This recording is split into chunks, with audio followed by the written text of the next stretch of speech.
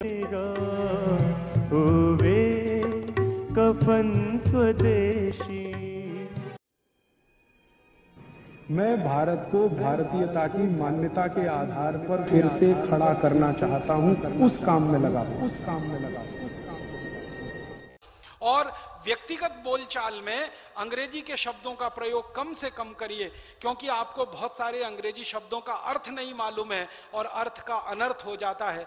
हर शब्द का अपना एक इतिहास होता है, ऐसे ही अंग्रेजी शब्दों का अपना एक इतिहास है, लेकिन उस इतिहास को जानकर अगर आप शब्द इस्तेमाल करते हैं तब तो आपको छूट है। बिना जाने अनजाने में आप बोलते रहते हैं, वो बहुत खतरनाक है। एक शब्द है जिसको हम कहते हैं मैडम, बहुत खतरनाक है। अगर इसको आप जान लेंगे तो आज के बाद किसी को मैडम कहने की हिम्मत नहीं कर पाएंगे आप।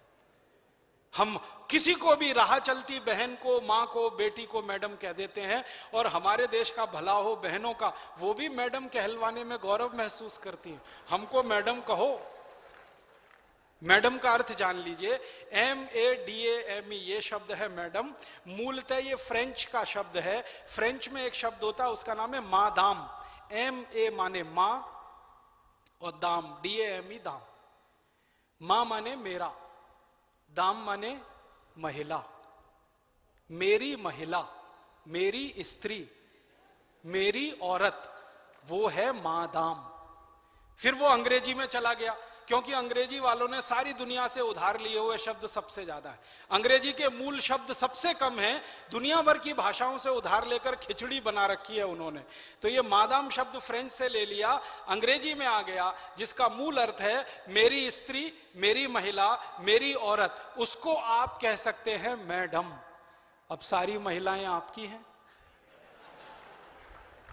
सारी स्त्रियां आपकी हैं, सारी औरतें आपकी हैं तो बहन के रूप में, हैं तो मां के रूप में, पत्नी के रूप में नहीं हो सकती सारी स्त्रियां, सारी महिलाएं। तो गलती से भी कल से किसी को मैडम मत कहिए। मां बोलिए, बहन बोलिए, मां कहिए, बहन कहिए, बेटी कहिए। अगर छोटी है, बराबर की है तो आप बहन कहिए, जो कहना है कहिए। भारतीय शब्दों में रिश्ते बिल्कुल स्पष्ट हैं। बहन का रिश्ता एकदम स्पष्ट है, मां का रिश्ता एकदम स्पष्ट है, बेटी का रिश्ता एकदम स्पष्ट है, पत्नी का रिश्ता एकदम स्पष्ट है। इतने स्पष्ट रिश्ते दुनिया के किसी शब्द में नहीं मिलेंगे जो भारत में। मैडम का रिश्ता ही स्पष्ट नहीं है आपको, और हो गया तो कहने की हिम्मत नहीं करेंगे। तो हाथ जोड़कर विनती करता हूं, मैडम कहना बंद कर दीजिए। और जो आपके नजदीक में मैडम कहलाने वाली बहनें हैं, उनको भी जरा ये बता दीजिए कि आप किस किस की हो सकती हैं, किसकी नहीं हो सकती है। तो ये मैडम बंद करिए। और एक बहुत खराब शब्द है सर। सर सर ऐसी गुलामी घुसी हुई है हमारे यहां। मैं कार्यालयों में जाता हूं तो एक ही शब्द सुनता हूं, yes sir, okay sir, right sir, very good sir, fine sir, sir sir. मालूम है सर क्या है? ये जो SIR सर शब्द है, ये अंग्रेजी का शब्द है, मूलतः अंग्रेजी का है।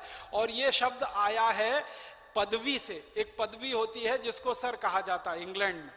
जैसे हमारे यहाँ आचार्य जी है ना, वो एक पदवी है ना, वैसे ही सर एक पदवी है। लेकिन कोई अच्छी पदवी हो तो बोलने में मजा भी आएगा, अच्छा भी लगेगा। ये पदवी क्या है वो जान लो। यूरोप में, पूरे यूरोप में सभी भाषाओं में ये सर शब्द है। अंग्रेजी में मूल रूप से आया, फिर दूसरी भाषाओं में गया। पूरे यूरोप में एक मूल परंपरा है जिसको आप सुनेंगे तो हैरान हो जाएंगे। दूसरों को गुलाम बनाकर रखने की परंपरा हजारों साल तक यूरोप में रही है। दूसरों को गुलाम बनाकर रखने की परंपरा यूरोप में बहुत लंबे समय तक रही है, हजारों साल तक रही है। तो होता क्या है यूरोप में, जो व्यक्ति जितने ज्यादा लोगों को गुलाम बना के रख सकता है, वो उतनी ही ऊंची पदवी का अधिकारी होता है, उसकी पदवी उतनी ऊंची होती है। गुलाम बनाकर जो रख सकता है उसकी पदवी उतनी ही ऊंची हो सकती है। महिलाओं को गुलाम बना के रख सके, पुरुषों को गुलाम बना के रख सके। गुलामी की प्रथा पूरे अमेरिका, पूरे यूरोप का सबसे शर्मनाक और काला अध्याय है, जिसको वो कभी मिटा नहीं पाएंगे दुनिया के सामने। उस गुलामी की परंपरा में से निकला है सर। जिनके गुलाम सबसे ज्यादा हैं वो सर की उपाधि से विभूषित किए जाते हैं। भारत दुनिया में एक ऐसा अद्भुत देश है जहां कोई किसी को गुलाम नहीं बना सकता।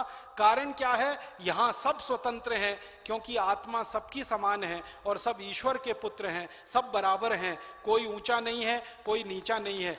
चींटी भी आपकी गुलाम नहीं है, मक्खी मच्छर भी आपके गुलाम नहीं है, वो भी स्वतंत्र जीव है, आप भी स्वतंत्र जीव हैं। भगवान उनको जिंदा रहने का उतना ही अधिकार है जितना आपको। तो हम